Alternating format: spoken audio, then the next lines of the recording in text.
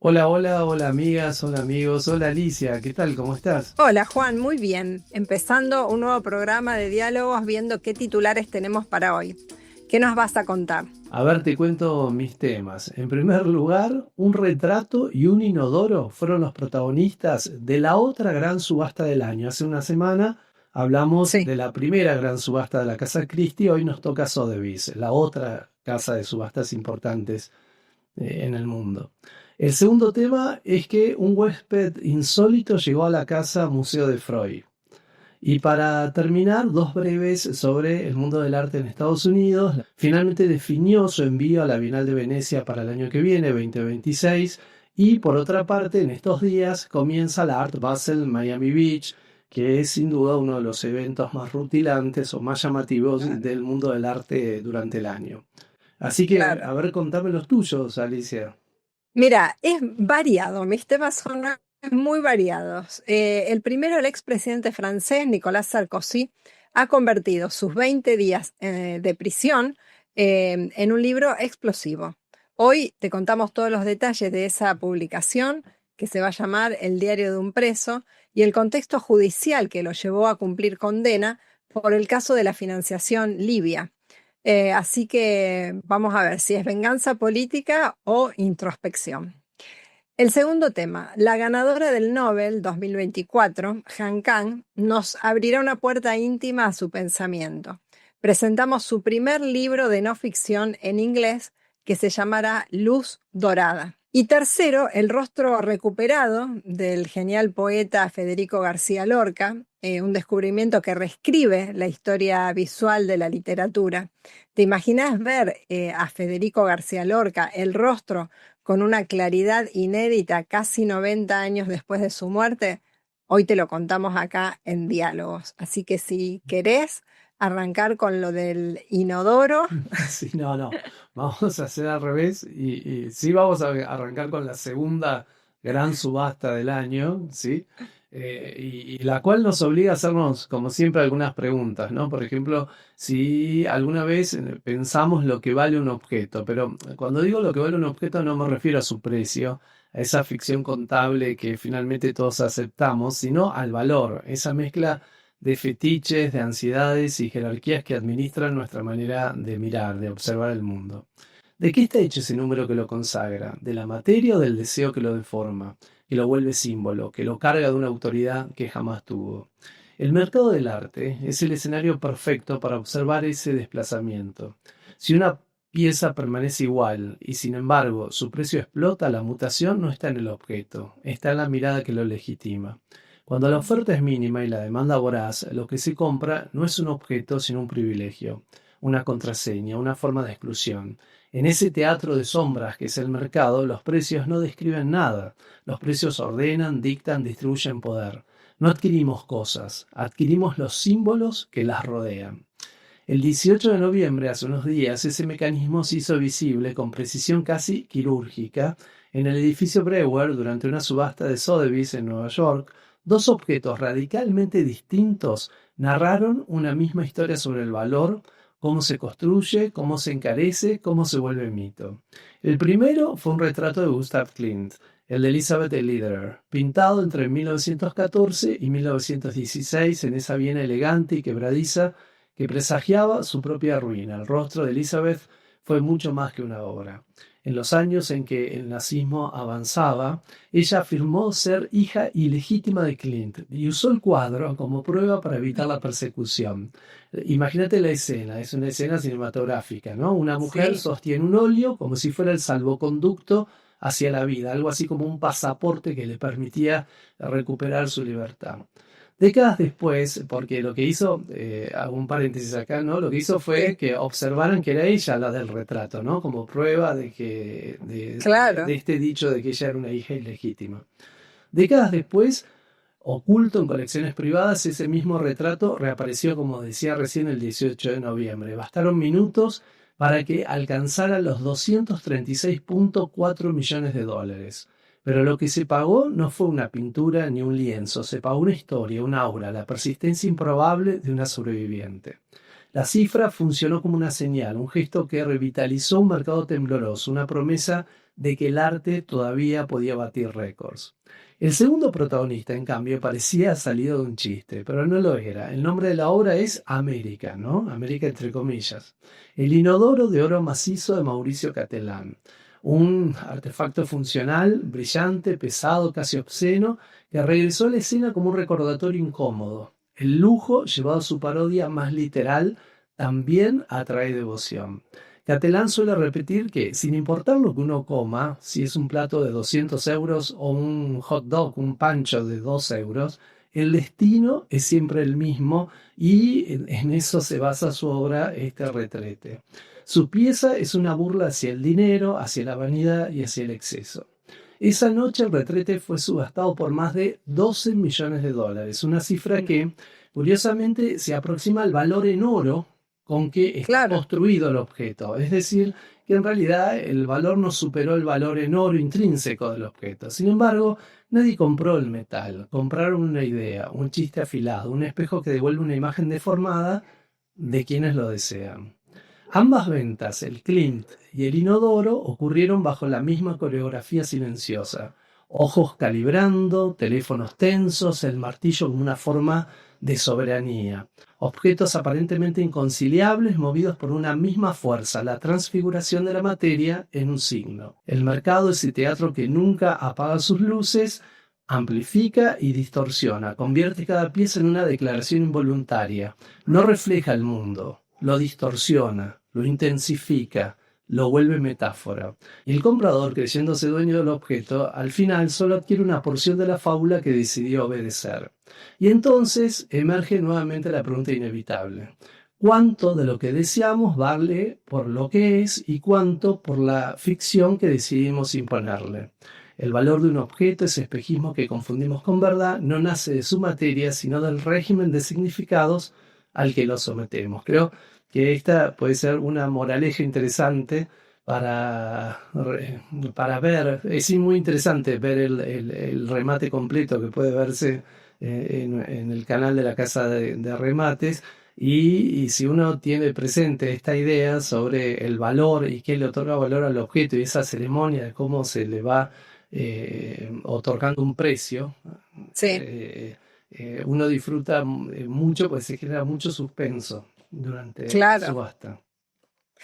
Juan, un día tendrías que contarnos cómo funciona la subasta, cómo funciona una subasta con eso de los llamados telefónicos, quién Sí. está atrás de los llamados. Sería Hay interesante tres que nos tipos contaras. de oferentes, ¿no? El comprador directo que está en la Claro, sala, el que tiene un representante y después un especialista en arte, algunos grupos de inversión que solo compran obras de arte a partir de ciertos especialistas y digamos, esos son las tres tipologías que están en la sala y esos ojos, ¿no? Que uno se observa al otro, el movimiento sigiloso, de golpe suena un teléfono y así, claro, sí. ¿no? Algunas obras van subiendo y otras, porque hubo obras en el remate que no tuvieron oferta, Claro. pero otras rompen límites, ¿no? No, es súper interesante. Increíble lo del inodoro, claro. Yo te iba a preguntar justamente, estaba pensando una pregunta, ¿cuánto valía en oro? Mirá vos, el Claro. mismo valor en oro que Porque el en valor cierta manera simbólico, ¿no? la idea remite, es una versión lujosa de aquel migitorio de Duchamp, digamos, Claro, con lo cual la idea es como una idea ya hecha, sí, tal vez con algún guiño a esta acumulación de la riqueza que caracteriza estas épocas, ¿no? Los multimillonarios, exacto, ¿no? exacto, exacto. Mira, en Francia, Sí, nos ubicamos en Francia, en París, un expresidente, Nicolas Sarkozy, va a sacar un libro, El diario de un preso. Sarkozy revela sus 20 días en la cárcel. Como te decía, venganza literaria o introspección. El expresidente Nicolás Sarkozy no solo acaba de cumplir 20 días en prisión, sino que se ha convertido esa experiencia en un libro que promete paralizar la política francesa. El 10 de diciembre, el mundo conocerá su testimonio desde la cárcel de la Santé, en París, donde estuvo, y la expectación, como te imaginarás, es máxima en el mundo político y en la sociedad en general. Pero Para empezar, brevemente, vamos a plantear 3 grandes incógnitas que hay. Primero, y a mí esta fue justamente la que más me da curiosidad, ¿cómo transforma un ex jefe de Estado, condenado por corrupción, su experiencia en la cárcel en una obra literaria en tan solo 20 días? Claro, ¿No? Ahí ya hay una gran pregunta, claro, porque claro. estuvo preso 20 días y hace escasos 10, 15 que acaba de salir en libertad condicional. ¿Qué secretos revelará Sarkozy en su libro El diario de un preso sobre su condena de 5 años por el caso de la financiación libia? Y la tercera, ¿es este libro una simple reflexión personal o una nueva estrategia política de un hombre que, a pesar de las condenas, insiste en su inocencia? La obra se titulará El diario de un preso y tendrá 216 páginas, un número realmente alto de páginas debido, digamos, a no sé cómo lo habrán redactado, cómo lo habrán hecho, porque los días que estuvo en la cárcel fueron muy pocos, así que 216 páginas es como Se bastante. ve que la argumentación para justificarse es bastante Tiene, larga. es bastante larga. Claro. El libro, vos fíjate, mirá acá, qué interesante esto. El libro será publicado por Fayard, una editorial que es propiedad ahora del magnate ultraconservador Vincent Bolloré. Un detalle que, por supuesto, subraya el matiz político de esta publicación. Y Sarkozy, de 70 años, estuvo encarcelado entre el 21 de octubre y el 10 de noviembre en una celda especial, separado de los presos comunes por razones de seguridad. Se sabe que llevó consigo a la cárcel la novela El Conde de Montecristo, una elección cargada de simbolismo sobre la injusticia y la venganza. En un adelanto, el expresidente dijo: en prisión no hay nada que ver ni nada que hacer. Y también agradeció la humanidad excepcional del personal penitenciario que hizo la pesadilla de estar en la cárcel algo soportable. Sarkozy se convirtió en el primer expresidente francés en ser encarcelado desde Pétain, una figura controvertida en la Segunda Guerra Mundial. Su ingreso en prisión se debió a la condena de 5 años de cárcel que recibió en septiembre por su implicación en la financiación ilegal de su campaña de 2017 con dinero del régimen libio de Muammar Gaddafi. Ahora, hace unos días, consiguió la libertad condicional a la espera de su apelación en 2026, alegando que no había riesgo de fuga, pero sin embargo, su régimen de control judicial incluye, mira esto, la prohibición de entrar en contacto con el actual ministro de Justicia, porque es uno de sus íntimos, del Claro. círculo íntimo de amigos, así que tiene prohibido entrar en contacto con el ministro de Justicia. Así que bueno, el diario de un preso será más que un libro de memorias, es un testimonio personal y político, sobre todo en un momento crucial de la batalla de Nicolás Sarkozy. La gran pregunta es: ¿podrá su relato literario influir en la opinión pública mientras sus recursos judiciales se agotan? Veremos qué sucede el 10 de diciembre cuando sale el libro y bueno, se armará un gran revuelo, en parte literario y en parte político, porque veremos qué es lo que cuenta realmente Sarkozy en este libro, ¿no? Que se suma a una larga saga de libros que escriben presidentes, expresidentes. Veremos qué cuenta Sarkozy. Sí, sí, esta historia que no es por consolarnos, ¿no? Porque muchas veces pensamos que estas cosas pasan solo en nuestros países No, emergentes, digamos, pero el mundo está viviendo tiempos muy, muy singulares en todas partes, ¿no? muy convulsos, muy Sí, difíciles. muy difíciles. Justamente para alguien que puso claridad en el pensamiento, su casa se transformó en museo y hoy, en estos días, recibe la casa una visita muy particular. Pero antes de pensar o de hablar sobre la visita, me interesa aprovechar esto para reflexionar sobre qué secretos guarda una casa cuando se convierte en un museo, ¿no? Porque hay tantas casas de personalidades singulares que se han transformado en museo en las últimas décadas, ¿no? Cuando se vuelve museo, la casa no es que se abre. Tenemos que pensar que la casa se expone. Y en ese tránsito, lo familiar se vuelve algo incómodo. ¿Qué ocurre cuando ese ámbito doméstico es ocupado por presencias que no buscan decorar, sino que lo que pretenden es interrogar, que señalan justamente aquello que preferiríamos no mirar? Hace décadas en Londres una casa sencilla, en el número 20 de Maresfield Gardens, se convirtió en algo más que un hogar. Fue el refugio final de Sigmund Freud y también de su familia. Después de huir, obviamente, de la Viena nazi en 1938. Freud vivió allí apenas un año, pero dejó instalado en ese lugar su estudio, su diván, su biblioteca de antiquísimos figurines y también sus libros queridos. La casa permaneció en manos de su hija, Anna Freud, hasta su muerte en 1982. Fue ella quien, con un acto definitivo, legó la casa para que se convirtiera en museo, cumpliendo su deseo de preservar no solo el mobiliario, sino también el espíritu del lugar. En 1986 se abrió al público para que cualquiera pudiera asomarse al rincón donde Freud reflexionaba, recibía pacientes y cultivaba su pasión por los objetos antiguos. Hoy, en ese mismo espacio tan cargado de historia, la artista Kathy Pilkington ha instalado una exposición llamada Housekeeper. No es una muestra cualquiera, en ella Pilkington da voz a Paula Filch, la ama de llaves que conocía cada rincón de la casa de Freud, cada estatuilla, cada rincón del desorden cotidiano. Pero las esculturas que ha creado no son meramente retratos, se mueven en el límite de lo familiar y de lo extraño, de lo doméstico y de lo inquietante.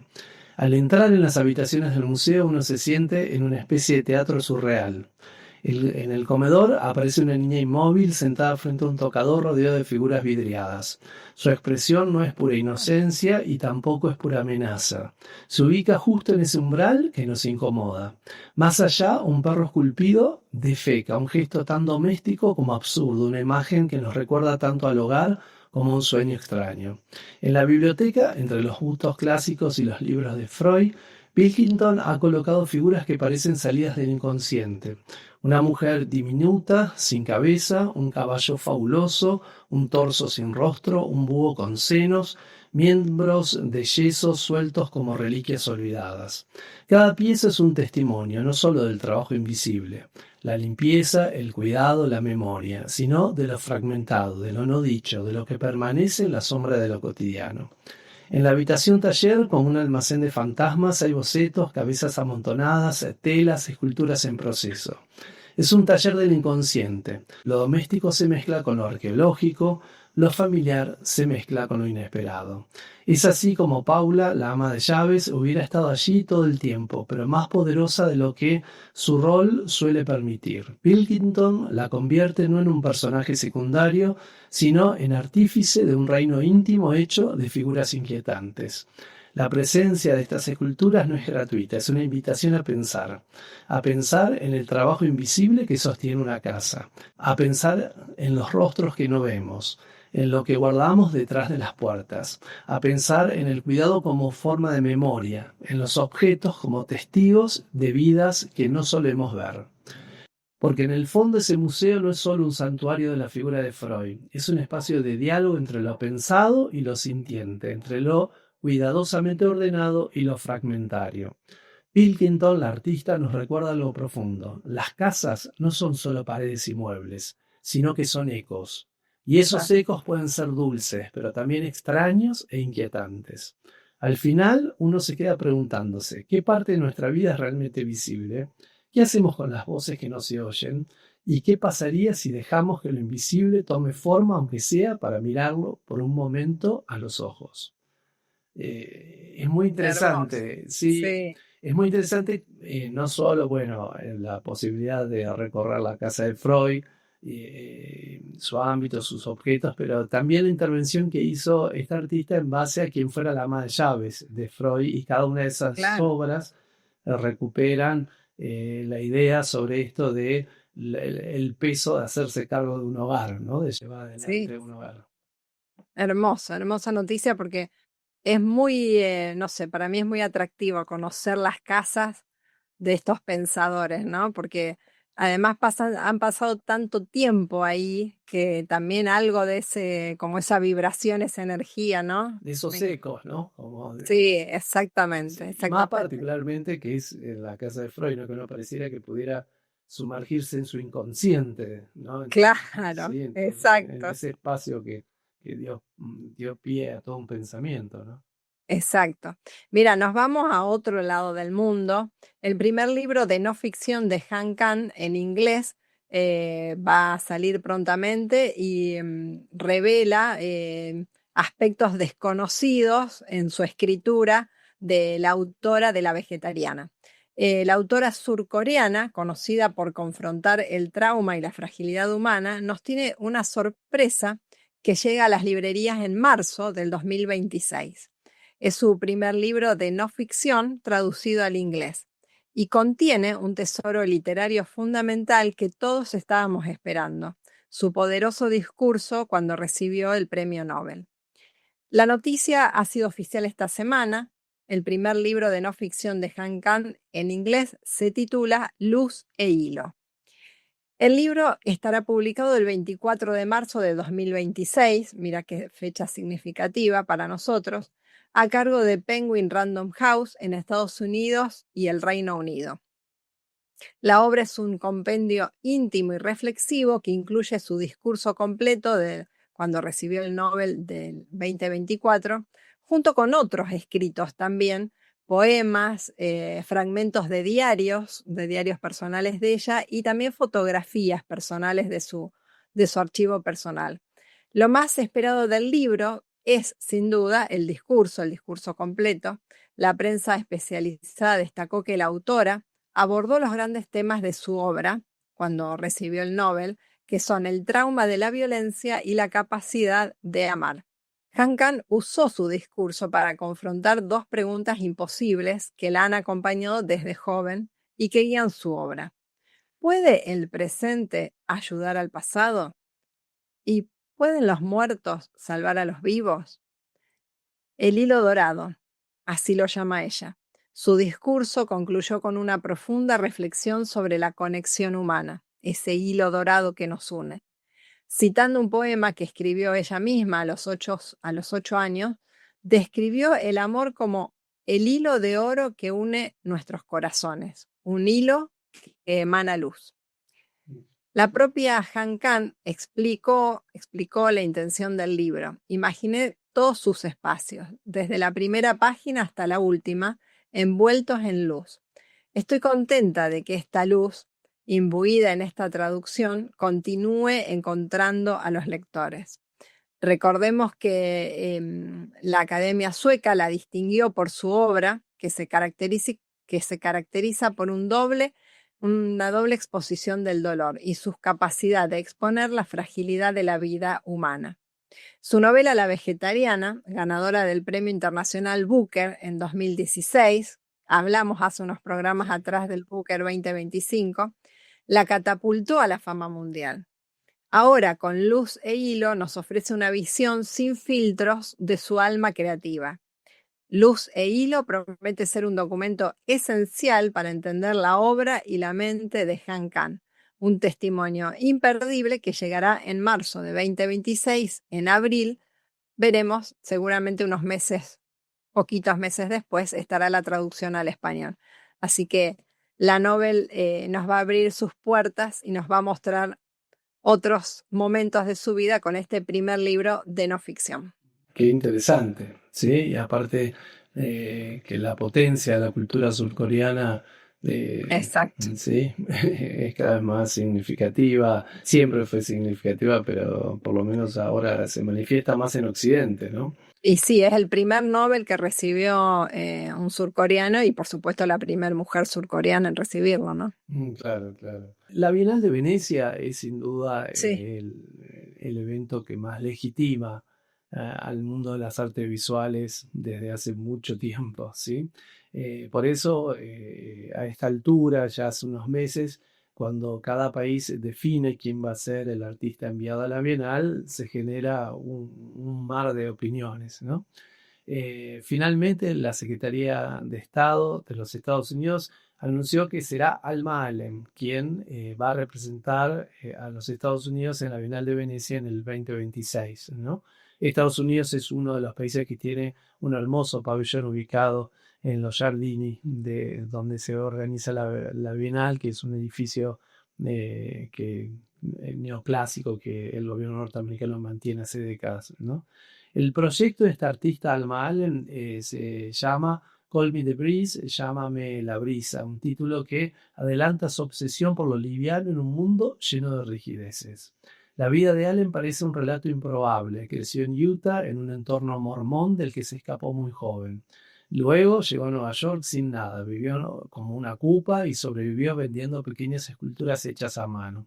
Con los años se instaló en Tepoztlán, en México, donde formó su taller y encontró su lenguaje propio. Piezas de piedra, madera, bronce o mármol que parecen emerger solas del material, como si ya estuvieran ahí esperando que alguien las descubriera. Para Venecia prepara unas 30 obras, algunas nuevas, otras adaptadas, e incluso una pieza al aire libre que va a estar ubicada frente al pabellón. Todo gira en torno a una idea, la elevación. No solo la física, sino esa elevación emocional y simbólica que hace que lo pesado deje de serlo. Sus esculturas parecen suspendidas, liberadas de gravedad como respirando. Su elección despertó lecturas diversas. Algunos vieron en Allen un gesto de despolitización, una apuesta por un arte más silencioso en tiempos cargados de conflicto. Otros celebraron su capacidad de volver a la materia, al trabajo manual y a la contemplación. Pero quizá su potencia está justamente ahí, en proponer calma donde todo es estridencia. Aún así, aceptar el pabellón tuvo costos personales, ya que perdió el respaldo comercial de sus galerías. La Bienal lo elevó al proyecto, pero también lo dejó un tanto solo, y sin embargo Allen parece guiado más por el deseo que por la conveniencia. Al final su obra nos deja una pregunta: ¿qué significa representar, no? ¿Qué significa representar a un país, a una época, representar una sensibilidad particular? Claro. Tal vez sea simplemente esto, transformar lo duro en liviano, convertir la piedra en un soplo y recordarnos, aunque sea por un instante, que incluso la materia más pesada puede moverse como la brisa. Te dije que te iba a comentar dos noticias vinculadas Sí, a Estados Unidos y a las artes visuales. Bueno, la primera es la designación de Alma Allen para el envío a Venecia el año entrante. Y la segunda, bueno, es que comienza una de las fiestas más soleadas del mundo del arte en esta época del año, que es la Art Basel Miami Beach, que en esta ocasión las fechas oficiales son del 5 al 7 de diciembre y se va a llevar a cabo como siempre en el Convention Center. Se consolida como uno de los encuentros de arte contemporáneo más importantes del mundo, eso sin duda, y esta edición va a reunir alrededor de 280 galerías provenientes de más de 40 países y va a ofrecer un panorama amplio y diverso de lo que hoy se produce y se discute en el arte a nivel global. La feria está organizada en distintos sectores. El primero, Galleries, que reúne a las galerías internacionales más consolidadas; Meridians, dedicado a esculturas, instalaciones y proyectos de gran escala; Nova, enfocado a obras recientes; Positions, para artistas emergentes; y Survey, que propone revisiones históricas. También hay una sección denominada Cabinet, con presentaciones temáticas dentro de los stands, además de las secciones de revistas especializadas y el programa de charlas y debates que hay en todos estos eventos, que en la Art Basel Miami se lo conoce como conversaciones. Una de las grandes novedades de este año será la primera entrega de los Art Basel Awards, que reconocerán con medallas doradas a artistas, instituciones y contribuciones destacadas del ecosistema artístico.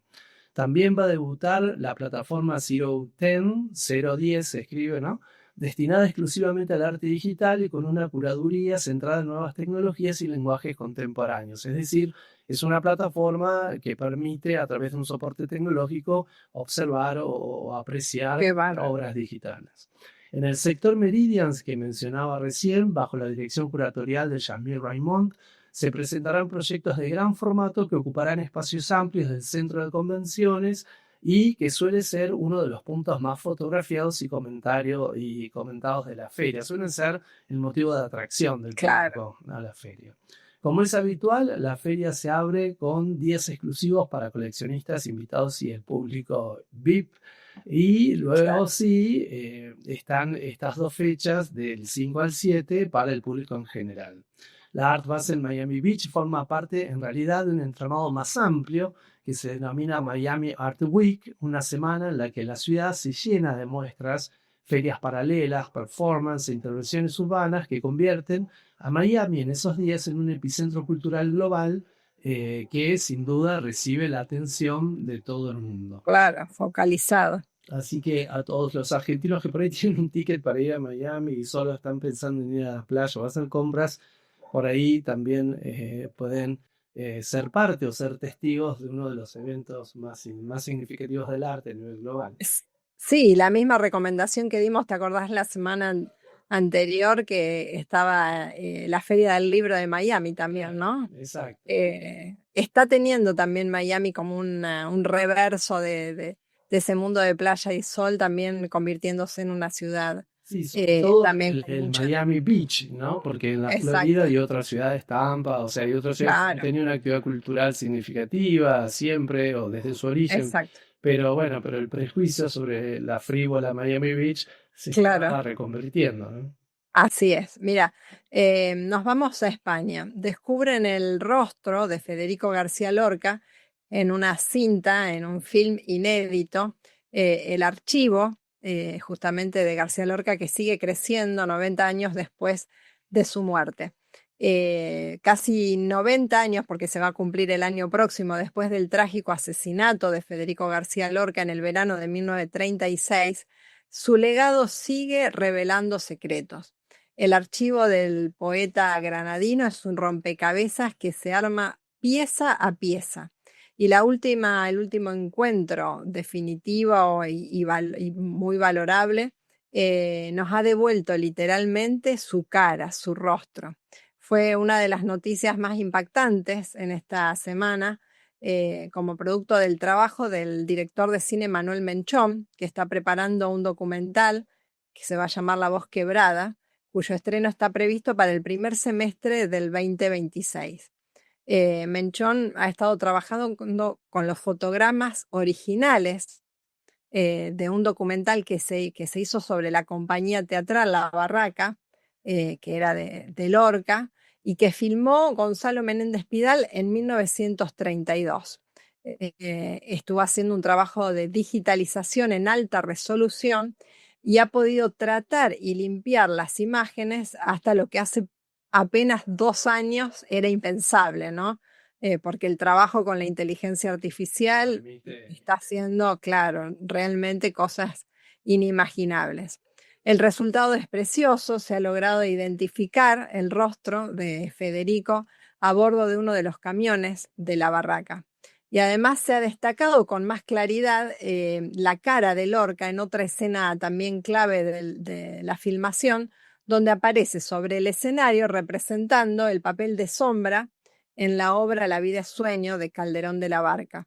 Estas imágenes se conocían, pero no estaban tan difusas que no se alcanzaba a ver, así que descubrir que el actor atrás de ese personaje es Lorca realmente es impactante. Estas filmaciones, hay 2 filmaciones de él, de esta la primera de 1932, en estas que están acondicionando ahora, y la otra que fue rodada en Montevideo en 1934, cuando estuvo por acá por Sudamérica, por Enrique Amorim, un escritor también, y que hoy se conserva en la Fundación Federico García Lorca. La historia del archivo de Lorca es muy interesante porque comenzó como una carrera contrarreloj. El rescate de sus papeles, de los manuscritos, de fotografías, dibujos, cartas, después de su fusilamiento, fue permanente, ¿no? La familia empezó a recopilar, siempre estuvo tratando de preservar el acervo de Lorca, pero claro, con la situación de la guerra civil y la situación tan dramática en la cual fue asesinado, fue muy difícil. El archivo por eso nunca ha estado completo y durante décadas cada hallazgo ha llenado un huequito distinto, pero también ha puesto en evidencia las ausencias causadas justamente por la guerra, por el Claro. exilio, por las intervenciones del Estado. Y con respecto a esto, el centro Federico García Lorca ha hecho hace poco una muestra que se llama Lorca y el Archivo, Memoria en Movimiento, presentada en Granada y que viajará a Madrid en abril de 2026. Es la primera que se sumerge en esta compleja historia, reúne 460 piezas, muchas de ellas inéditas, resultado de 4 años de investigación en más de 50 archivos. Una exposición muy importante que en abril va a estar disponible para verla en Madrid. El archivo de Federico García Lorca es, como dice la exposición, una prueba de que la historia de un escritor va más allá de su muerte y que su obra sigue viva, transformándose y revelándose casi 90 años después del asesinato de este gran poeta español, que es universal, por supuesto. Sí. Son muy interesantes las imágenes porque también se lo ve caracterizado, ¿no? Y lúdico, ¿sí? Exactamente, arriba del escenario, tomando un papel de una obra de teatro, y bueno, y la imagen también que se ve de atrás en la camioneta también es esa sonrisa espléndida que tenía Federico García Lorca, que al decir de todos los que han dejado testimonio, era un ser con duende, con Claro. una simpatía impresionante, así que bueno. Y a los argentinos amantes del teatro que tanto se ha representado, ¿no? En nuestro país. Así Hoy es. se sigue representando, sí. Sí, así es. Así que bueno, con esto termino, de mi parte termino las noticias que tenía. No, sí, yo también, así que llegamos al final de esta edición de Diálogos y no queda más que saludar a quienes nos siguen, decirles que inviten a otra gente a suscribirse, también pueden Exacto. apretar la campanita si se enteran cuando publicamos los nuevos diálogos y bueno, y que nos esperen porque ahí pronto vamos a estar nuevamente. Así es. Hasta la próxima, Juan. Nos Chao, vemos. Alicia, nos vemos la semana que viene.